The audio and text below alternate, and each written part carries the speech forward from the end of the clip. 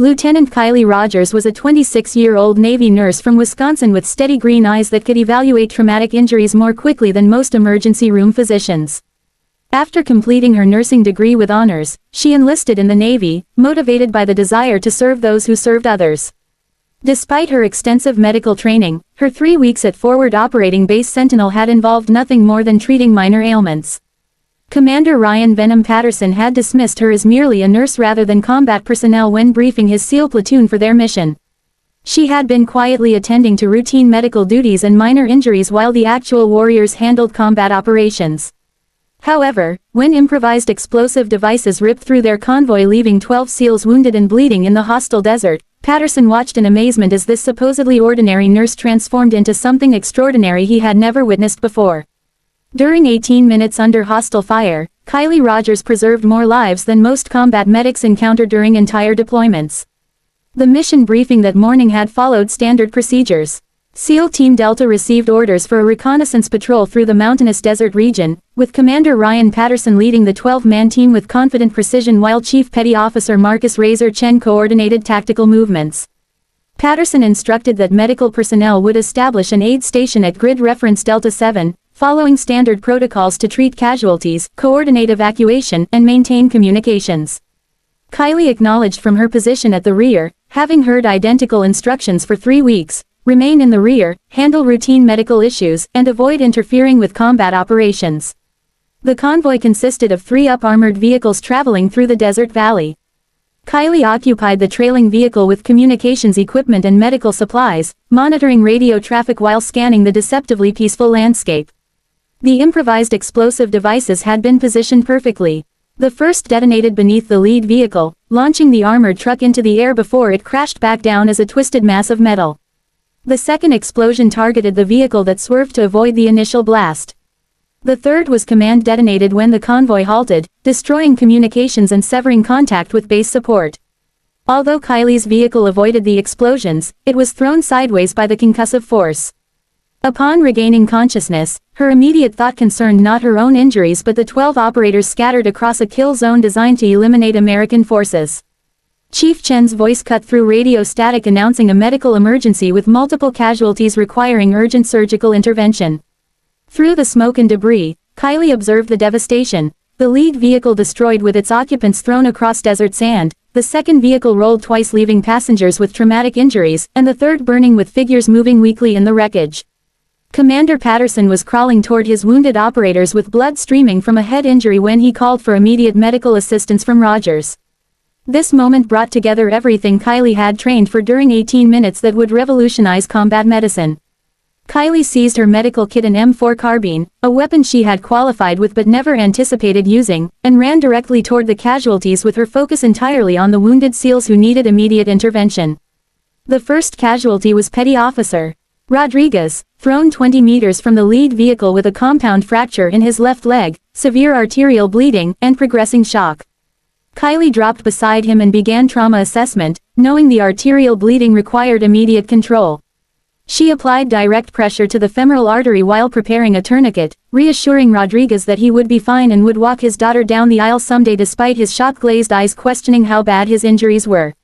The tourniquet stopped the bleeding, but Rodriguez had lost significant blood volume, so Kylie established intravenous access and began fluid resuscitation while scanning for the next casualty. Enemy fire commenced at that point. Patterson shouted to take cover as automatic weapons erupted from surrounding hills in a perfectly planned ambush using improvised explosive devices to stop the convoy, followed by small arms fire to eliminate survivors. Kylie confronted an impossible situation with 11 more casualties requiring attention, but treating them meant exposing herself to enemy fire designed to kill anyone moving in the open. She made a decision that would be studied at every military medical school. Instead of seeking cover, she would treat wounded SEALs while returning fire with her M4.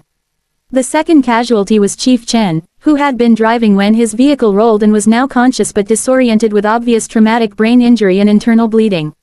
His vest had absorbed impact, but Kylie could see signs indicating serious trauma. She instructed him to remain still due to his head injury while he tried to sit up reaching for his weapon, insisting they needed to establish a perimeter. Kylie replied that she had the perimeter while firing controlled bursts at muzzle flashes on the ridge, and his job was to lie still and let her keep him alive. She stabilized Chen's head with a cervical collar while monitoring vital signs, recognizing the head injury was serious but manageable with proper treatment, though internal bleeding was the bigger concern requiring surgical intervention that wouldn't be available for 30 minutes. Kylie administered pain medication and established intravenous access while keeping watch on surrounding terrain where enemy fighters were advancing using rocky outcroppings for cover. The third casualty required crossing 20 meters of open ground under direct fire. Petty Officer Williams had been in the communications vehicle when the third improvised explosive device detonated, causing massive chest and abdominal trauma from shrapnel.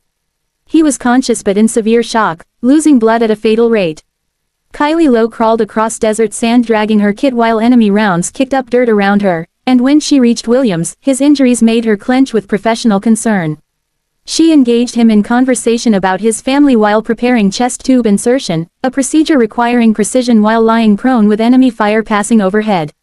Williams mentioned his two kids, 7-year-old Sarah and 9-year-old Michael, who thought he was a hero. Kylie assured him he was a hero and they would continue thinking that for 60 years while she performed the chest tube insertion that immediately relieved pressure and allowed Williams to breathe effectively, though he still had significant abdominal injuries requiring surgical repair. Kylie packed the wounds and established intravenous access. By this time, Patterson had established a defensive perimeter with remaining SEALs, but their situation was deteriorating as they were surrounded with limited ammunition and multiple casualties requiring evacuation. Patterson called for a medical assessment, and Kylie surveyed the casualties she had treated and 8 more needing attention, recognizing that in conventional situations at least 6 would require immediate helicopter evacuation to survive. She reported 12 casualties with varying degrees of trauma, 3 urgent surgical, 5 priority, and 4 delayed, but said she could stabilize them if given time. When Patterson asked how much time, Kylie was already working on Petty Officer Martinez, who had suffered severe burns covering 30% of his body when his vehicle caught fire, along with smoke inhalation and excruciating pain. She told Patterson she could buy them 18 minutes. What happened next would be discussed in SEAL teams for decades. Kylie moved through the battlefield with ownership, stabilizing 1 casualty, engaging enemy positions with precise rifle fire, moving to the next casualty, providing life-saving intervention, returning fire when necessary, and repeating with mechanical efficiency. Her M4 became as much a medical tool as her instruments, and when enemies tried advancing while she treated casualties, she would interrupt procedures just long enough to deliver accurate fire that drove them to cover. Martinez's burns required immediate fluid resuscitation and pain management, and while establishing intravenous access and administering morphine, Kylie simultaneously directed suppressive fire at positions trying to bracket her location. She instructed Martinez to stay with her and focus on her voice, assuring him the pain would improve and he would heal completely while he remained barely conscious. The 5th casualty was Petty Officer Santos, the vehicle gunner when the improvised explosive devices exploded. The blast caused traumatic amputation of his left hand and severe lacerations across his upper body, and Santos was staring at his amputated hand with shock that could become panic. Kylie commanded him to look at her, not his hand, while applying a tourniquet, telling him he would be fine and this was survivable. When Santos mentioned his hand, she acknowledged it was gone but his life was not, explaining she would control bleeding, stabilize him, and get him to surgeons. She packed the amputation site with hemostatic dressings while enemy fire continued impacting around their position, knowing Santos needed immediate surgical intervention but her field treatment would keep him alive. The 6th casualty required a decision against every protocol she had been taught. Petty Officer Lee had massive spinal trauma from the vehicle rollover, and standard protocol required complete immobilization to prevent further injury. However, Lee was lying in open desert where enemy fire could reach him, and moving him might cause permanent paralysis. Kylie made the tactical decision to move him, instructing Lee she was moving him to cover but he should stay completely still and not try to help, letting her handle everything. She dragged Lee to cover while maintaining spinal alignment, a procedure requiring both medical knowledge and physical strength, then stabilized his spine and assessed for additional injuries once behind cover. The remaining casualties clustered near the burning vehicle, Johnson with shrapnel wounds to legs and abdomen, Brown with severe concussion and possible skull fracture, Davis with penetrating chest wounds, and White with multiple fractures and internal bleeding.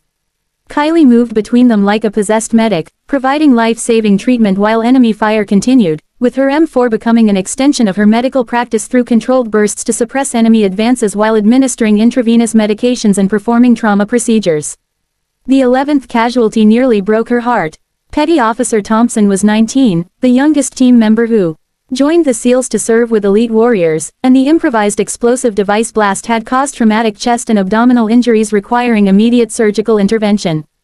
Thompson was conscious but fading with fear in his eyes when someone realizes they might not make it home. Kylie instructed him to listen, assuring him he would be fine because she was taking care of him and he was going home. When Thompson asked if he was going to die, the question hit Kylie like a physical blow since she had been asked this in emergency rooms but never while performing surgery in combat with enemy fire passing overhead. She told him he was not going to die, not today, not here, not on her watch, and that he would recover, serve 20 more years, and retire as senior chief. Thompson managed a weak smile and asked her to promise, which she did. The 12th and final casualty tested everything Kylie had learned about combat medicine. Petty Officer Morgan had been thrown from the lead vehicle with traumatic injuries to multiple systems including head trauma, chest injuries, abdominal wounds, and fractures to both legs. In civilian hospitals with full surgical teams, Morgan would require hours of surgery with uncertain outcomes. Kylie had worked 16 minutes with 2 minutes left to complete her promise to Patterson. She looked at Morgan's injuries and made another decision that would be studied by military medical personnel. She was going to perform field surgery that was not supposed to be possible outside hospital operating rooms.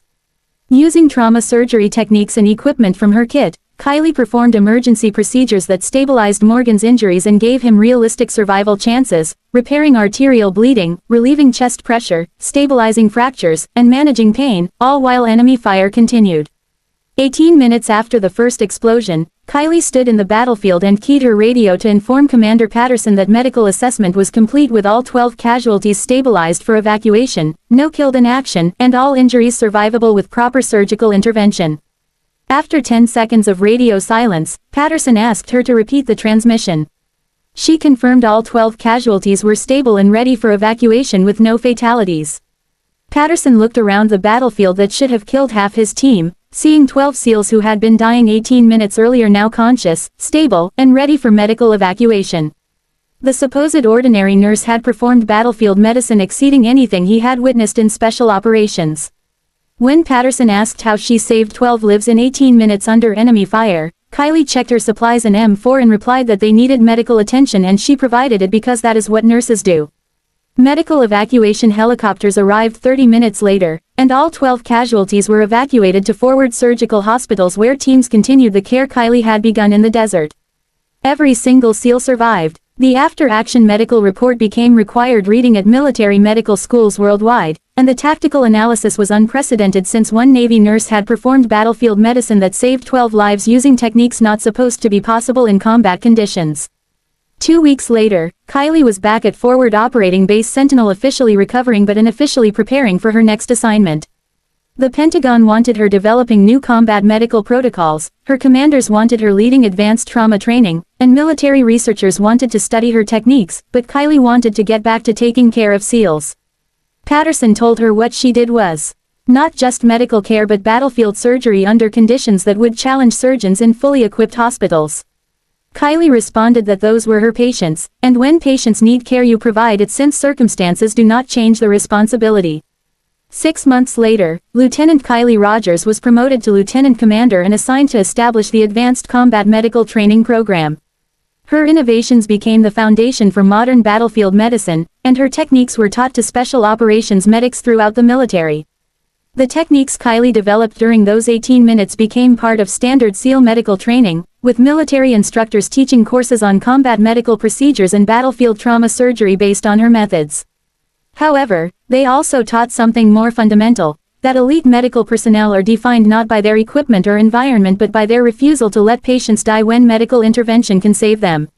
Her innovative approach to simultaneous medical care and defensive operations became known as Rogers Protocol throughout special operations medicine, emphasizing adaptability, resourcefulness, and the integration of combat skills with medical expertise. Training facilities began incorporating live fire exercises with medical scenarios, preparing combat medics for situations where saving lives required fighting for the opportunity to provide care. The psychological impact on SEAL teams was profound.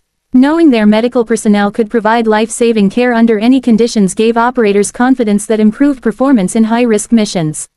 The bond between combat personnel and medical staff strengthened significantly as SEALs recognized that medics were not just support but integral warriors whose battlefield was the human body. 18 months later, Kylie received the Silver Star for her actions. The citation read that for gallantry in action while serving as medical officer with a Navy SEAL element during combat operations, Lieutenant Commander Rogers' exceptional medical skill, innovative trauma techniques, and unwavering dedication resulted in the survival of 12 critically wounded personnel under extreme combat conditions.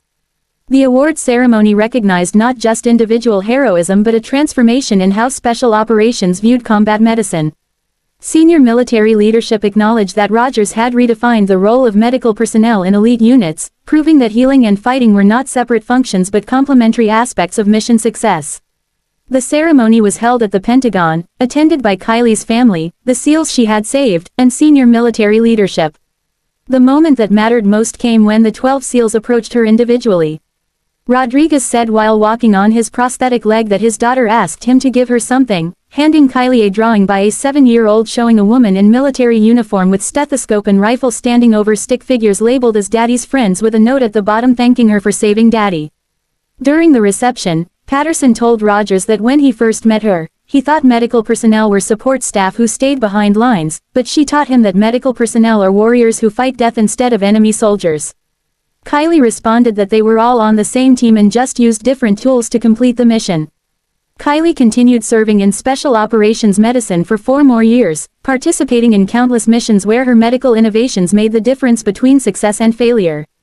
She never again treated 12 casualties simultaneously under fire but faced numerous situations where conventional medical protocols would have failed.